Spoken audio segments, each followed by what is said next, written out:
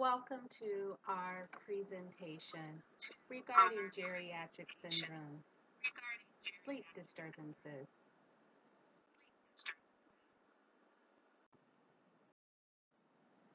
In this presentation, we will define important terms to know related to disturbances in the geriatric sleep-wake cycles.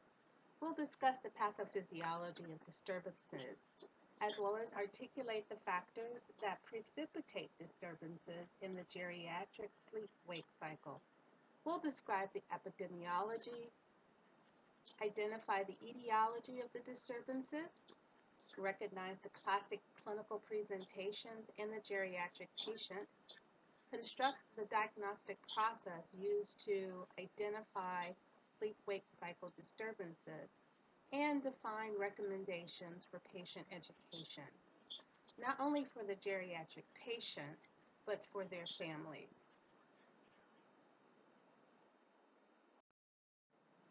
Well, what exactly is sleep?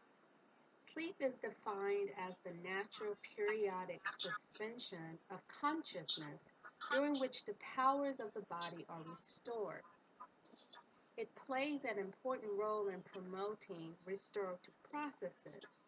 However, it can significantly decline during aging to the point where it disturbs the natural functioning of many vital organs, especially the brain. Insomnia is a condition of not being able to sleep. Insomnia frequently coexists with other medical, psychiatric, neurological, or sleep disorders. Sleep apnea is when there are pauses in a person's breathing during sleep that are associated with recurrent episodes of arousal. Restless leg syndrome is characterized by the urge to move the legs and sometimes painful creeping, crawling, and itching sensations in the legs. Now, restless leg syndrome is typically responsible for the inability to initiate sleep, whereas periodic limb movement syndrome is the rhythmic limb movements during sleep that are accompanied by partial arousal. Periodic limb movements are typically responsible for the inability to maintain sleep. Sleep deprivation makes it difficult to maintain stable performance over time. Acute sleep deprivation refers to sleep missed in a 24-hour period, whereas cumulative sleep deprivation is sleep lost over a number of days. Most individuals, they typically underestimate the degree of impairment that is caused by cumulative sleep deprivation.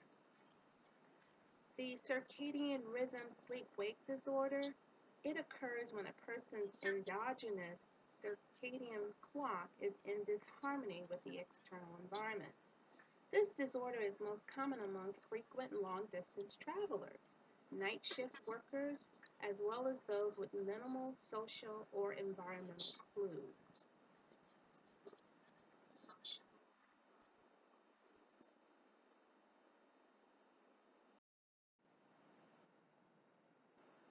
As you can see, the pathophysiology of sleep-wake cycle is a complex mechanism. As the body ages, many organ parts tend to atrophy. This includes the pituitary gland in the brain, which secretes melatonin, a very important hormone that regulates the circadian sleep-wake cycle. This can lead to decline in the quality and quantity of sleep.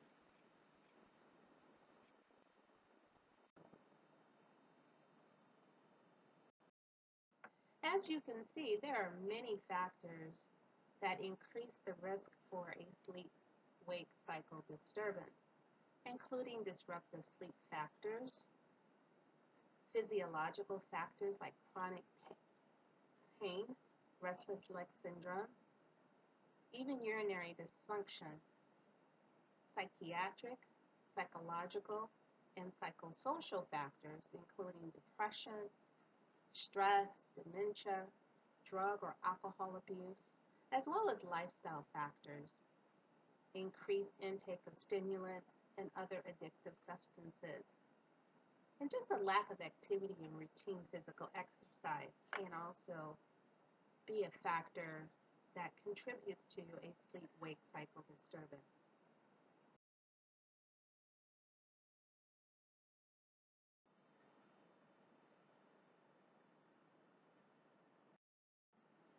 As you can see, there are many negative effects from a disturbance in the sleep-wake cycle, some of which includes hormone imbalances, a decline in the mental and cognitive state, an increased risk for depression and dementia, declines in attention and memory.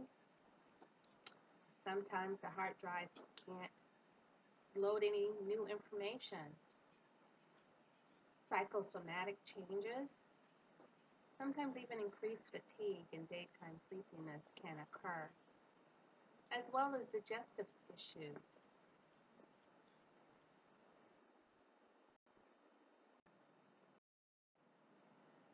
Sleep disturbances rank third among the general population in regards to health complaints, coming only third to cold symptoms and headaches. Insomnia ranks actually number one for older adults. 50% of elders complain of insomnia. In the United States, only 15% of older adults actually seek medical help for their sleep disturbances. Between genders, older women will have more sleep disturbances than men. And it is estimated that among seniors living at home, half of those aged 64 and older, as well as two-thirds of those that are in residential long-term care facilities, have sleep disturbances.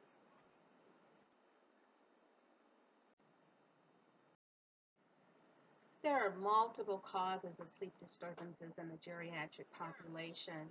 Some sleep-related changes are actually normative processes of aging. For instance, melatonin is attenuated with age. Some of the changes affected by age include waking earlier in the morning, feeling tired earlier in the evening, nocturnal awakening, and a decrease in the total time of sleep.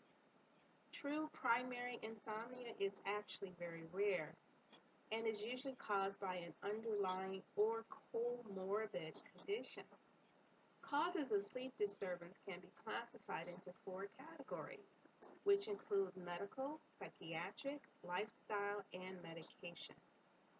Medical causes include chronic pain, GERD, obesity, allergies, sleep disordered breathing, nocturia, neurodegenerative diseases like restless leg syndrome or skin conditions that cause excessive itching, shortness of breath, congested heart failure, COPD, hypoxemia, and urinary tract infections or increased urinary frequency, urgency, or incontinence. Some of the psychiatric factors include Alzheimer's disease, dementia, anxiety, and depression. 50% of patients with psychiatric disorders were reported to have sleep disturbances.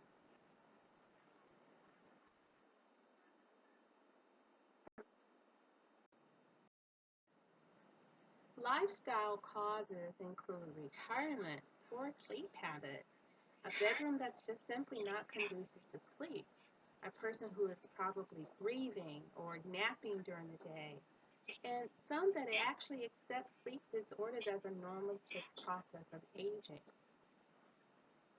Polypharmacy-related factors include CNS stimulants or depressants like caffeine, nicotine, or alcohol, antidepressants, antipsychotics, antihistamines, anticonvulsants, antihypertensives, especially clotidine, and diuretics, analgesics, and antiparkinsonian drugs, as well as bronchodilators.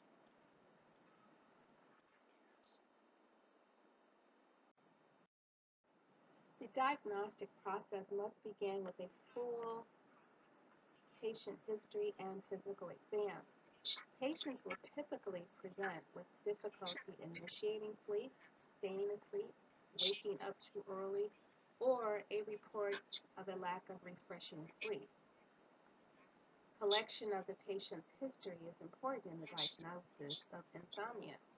A thorough history of sleep and experienced symptoms such as sleeping behaviors, bedtime rituals, difficulty falling or staying asleep, frequent nighttime awakenings.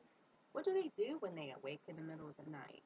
Being tired or groggy in the morning, the presence of malaise and fatigue, inattention, irritability, sleepiness, decreased energy, and sometimes behavioral problems can be noted with a thorough collection of the patient's history. The medical history is important as well and can contribute to insomnia. As people age, there are more and more comorbidities or psychiatric disorders that may contribute to difficulty sleeping. Common psychiatric problems are depression, anxiety, substance abuse, as well as post-traumatic stress disorder. Common comorbidities of the elderly are pulmonary disease, congestive heart failure, cancer, chronic pain, as well as Alzheimer's disease. Lastly, a history of medication and substance use should also be reviewed. Some substances and medications that can affect sleep are stimulants and caffeine, respiratory stimulants, and other medications. Polypharmacy and the use of many medications is prevalent in the elderly community, and it needs to be considered if too many medications are actually contributing to the lack of a restful sleep. Physical examination may actually reveal medical problems associated with insomnia, such as excessive tissue lining the throat, lower extremity swelling, dementia, asthma, GERD, or even menopausal symptoms.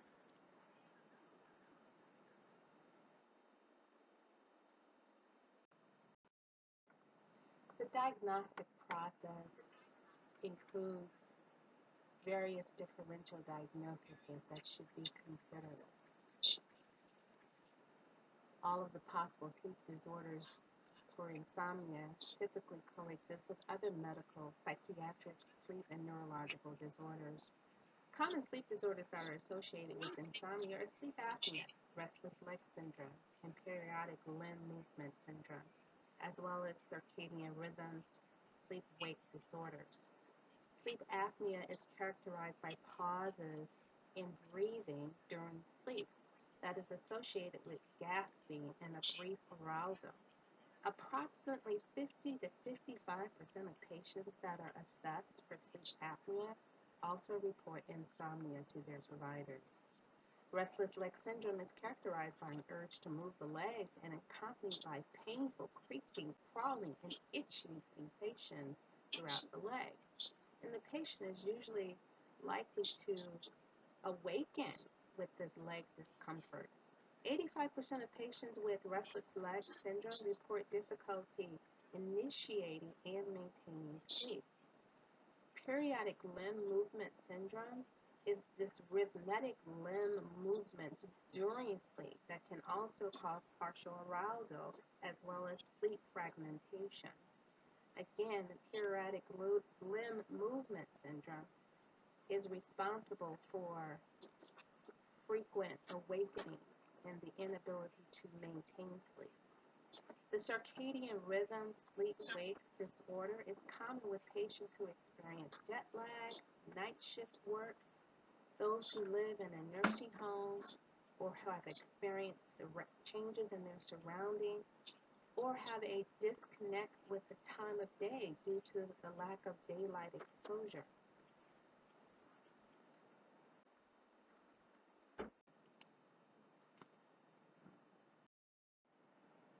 A diagnosis for insomnia is usually made on the patient history and presentation of sleep dysfunction. Some clinical guidelines suggest that the sleeping patterns and disturbances from sleep logs and assessments for other comorbidities can be used prior to initiating treatment for insomnia. In order to be diagnosed with insomnia, All four of the following criteria must be present. The patient reports difficulty initiating sleep, maintaining sleep, or waking up too early. Sleep difficulties occur despite adequate opportunities and circumstances. The patient describes daytime impairment attributed to sleep difficulties, as well as the sleep-wake cycle disturbance is not better explained by another disorder.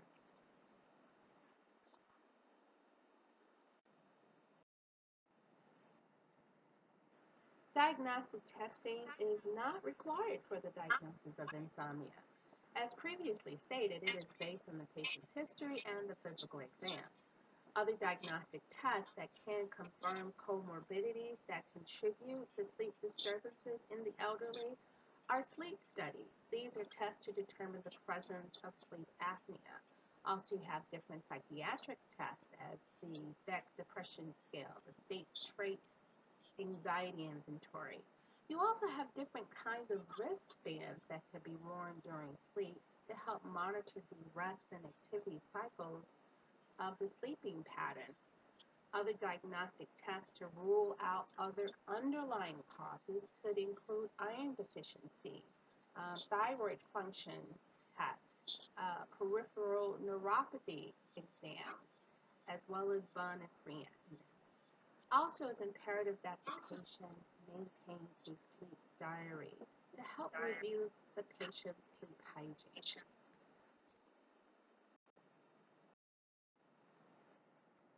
The 2008 American Association of Sleep Medicine guideline states that the two primary goals of treatment for sleep disorders is to improve sleep quality and to improve related daytime impairments.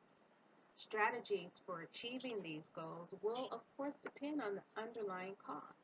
So if the patient has a medical, neurological, or sleep disorder, it's imperative to treat the disorder first. If the history and the physical exam do not reveal an underlying cause, the initial approach should be a trial of sleep hygiene, cognitive behavioral therapy, or relaxation techniques. Prior to prescribing these selected regimens, the patient is asked to maintain a sleep diary for at least 1 to 2 weeks to provide a better picture of the extent of the sleep problem.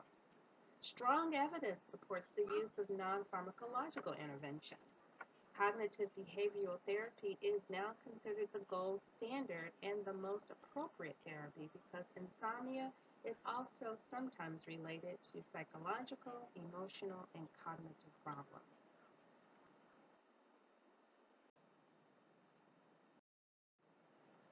Non-pharmacological approaches to the management of sleep disturbances in the geriatric population must begin with cognitive behavioral management, eliminating those causes that can precipitate a disturbance in the sleep, especially avoidance of caffeine, alcohol, and fluids prior to bed. It's important to avoid stimulating activities such as the TV and encouraging proper nutrition, exercise, and improved relationships. Initiating good sleep habits, waking and sleeping at designated times, and avoidance of naps during the day. Controlling the environment for ultimate comfort. And of course, wearing comfortable clothes to bed. And then knowing when to refer that patient. If non-pharmacological interventions fail, the nurse practitioner may need to provide referrals to sleep specialists or even add pharmacological components.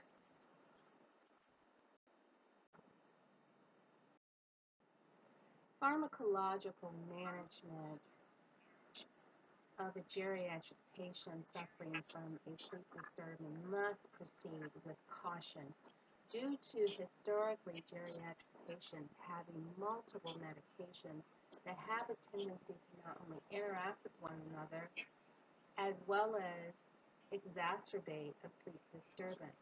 And most of these medications are being prescribed by different healthcare providers. Over-the-counter medications can be used for sleep disturbances. However, there is a tendency to develop tolerance, thus the medication should be used only for a couple of days at a time. And also some of these over-the-counter medications cause drowsiness. Some of those examples would include melatonin, Unisom, and some antihistamines. Now, prescription medication management includes the benzos, the non-benzos, and the antidepressants. Some of the benzos include Restorol, and some of the non-benzos include Vesta and Ambien. Antidepressants, should be utilized in patients with coexisting depression or have a history of substance abuse or insomnia from antidepressants. And of course, these antidepressants should be used cautiously even in those patients.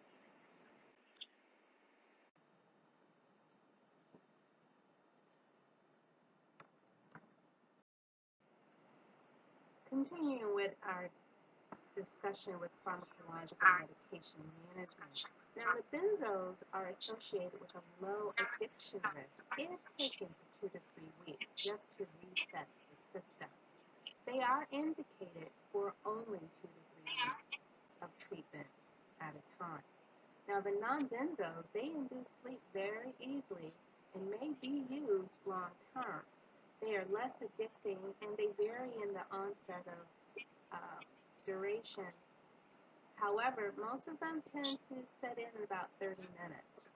Um, Again, they are less addicting and the extended release formula should be avoided. Antidepressants are not the first choice due to their side effects, and they have an extensive drug-drug interaction that can be numerous. In the table listed here, the onset and duration times are listed for the over-the-counter medications as well as prescription formulas. The provider should recognize these and use these appropriately. For example, if the patient has trouble falling asleep, the provider should recommend melatonin due to its short onset of action. As noted, antihistamines, they have about a 60 to 120-minute onset with an 8-hour duration. Melatonin, however, has a 30 to 60-minute onset with a 4-hour duration. The benzos, they can have about a 15 to 60-minute onset with a 4 to 12-hour duration. The non-benzos, however, they usually have a quicker onset of 15 to 30 minutes and a 4 to 8 hour in duration. And of course, it is highly recommended that those taking non-benzoids or the benzoids that they allow themselves at least 8 to 10 hours before becoming fully active after taking these medications.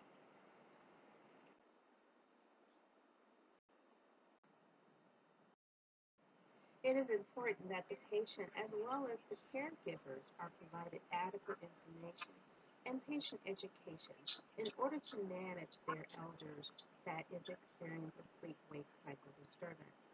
Some of the basic recommendations to improve sleep include maintain a sleep diary to record and provide a basis for analysis of the patient's sleep hygiene and external factors that may be hindering the patient's ability to initiate and maintain sleep.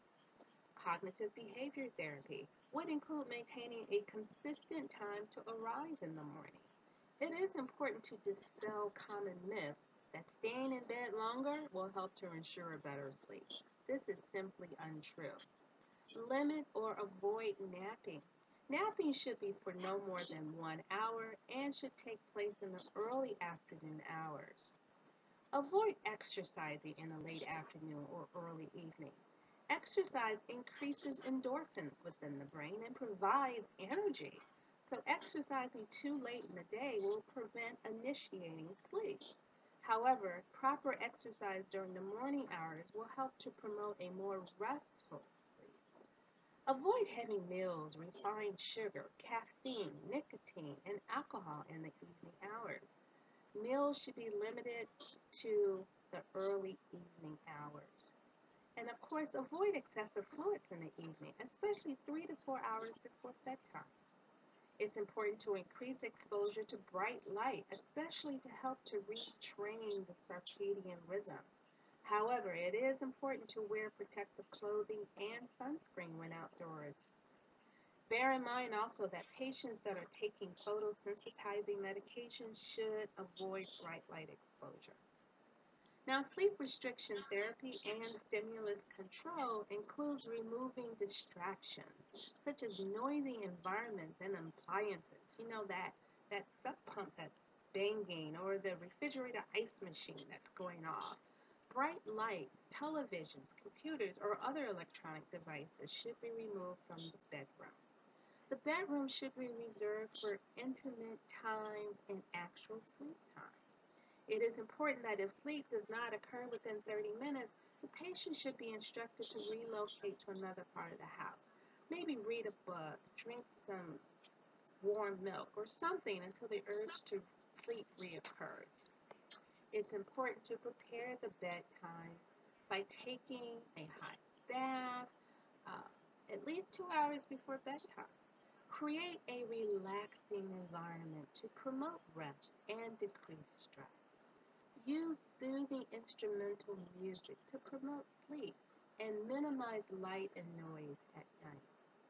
The use of progressive muscle relaxation, light yoga, or meditation have all been proven to be very beneficial to patients experiencing a sleep disorder.